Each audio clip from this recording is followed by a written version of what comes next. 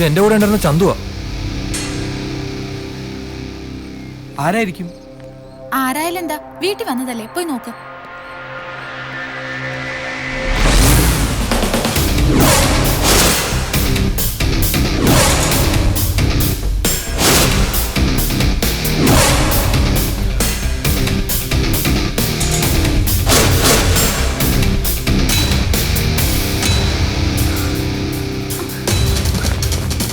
ചന്തു നിക്കാൻ. പാറു വാലടക്കി. ചന്തു നിക്കാൻ. പറയുന്നത് കേക്ക്.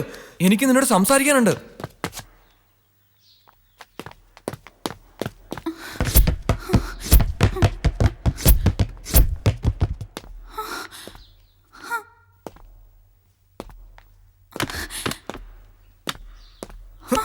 മോളെ ബഹളം ഉണ്ടാക്കണ്ട.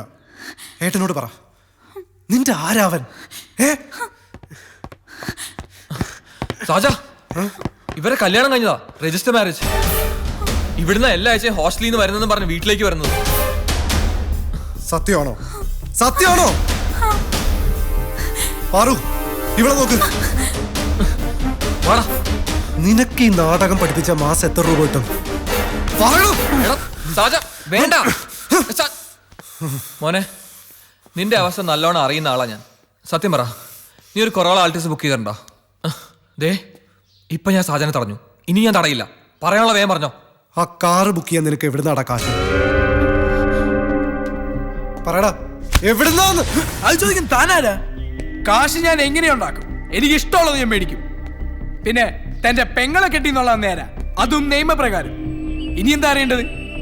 എല്ലാം കഴിഞ്ഞെങ്കിൽ 3 പേര് സ്ഥലം വിട്ടോ. ഹാ,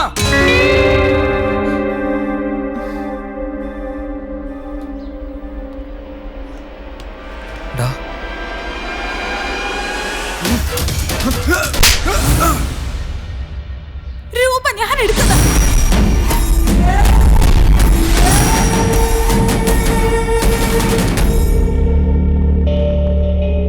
ഏട്ടന്റെ മുറിന്ന് ആ പെട്ടിയിലെ കാശ് മുഴുവൻ ഞാൻ എടുത്തു.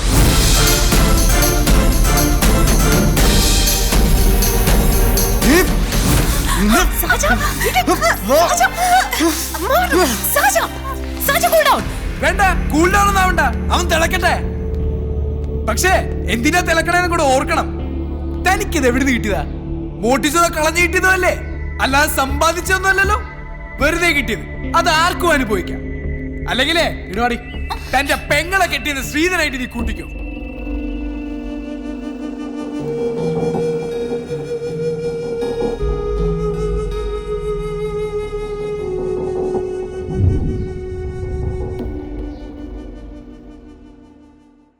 സാജനും ഞങ്ങളും വലിയൊരു പ്രശ്നത്തിലാണ്. ചിലവാക്കിയ കാശ് കഴിഞ്ഞ് ബാക്കിയുള്ളത് കിട്ടിയാൽ നമ്മളെല്ലാവരും രക്ഷപ്പെടും. നിങ്ങളുടെ ഉയർച്ച കണ്ടപ്പോൾ ഞാനും പെട്ടെന്ന് പണം ഉണ്ടാക്കാനുള്ള വഴി എടിപ്പോയി. ഇപ്പം കൈ കാശൊന്നുമില്ല. ഇനി മുടക്കിയ പണം തിരിച്ചു വരണം, അല്ലെങ്കിൽ എവിടെന്നെങ്കിലും കക്കണം. മണിരത്നം പുതിയ പടം എടുക്കുന്നു. തൃഷയാണ് ഹീറോയിൻ. ന്യൂ ഫേസ് അന്വേഷിച്ചോണ്ടിരിക്കുക. ഞാൻ പറഞ്ഞിട്ടുണ്ട്, നീ പോയി കണ്ടാ മതി. വളരെ വളരെ മുറുക്ക് കൊണ്ടുവന്നിട്ടുണ്ട്. എടുക്കട്ടെ സർ? എടുക്ക്. നല്ല ടേസ്റ്റാ സർ.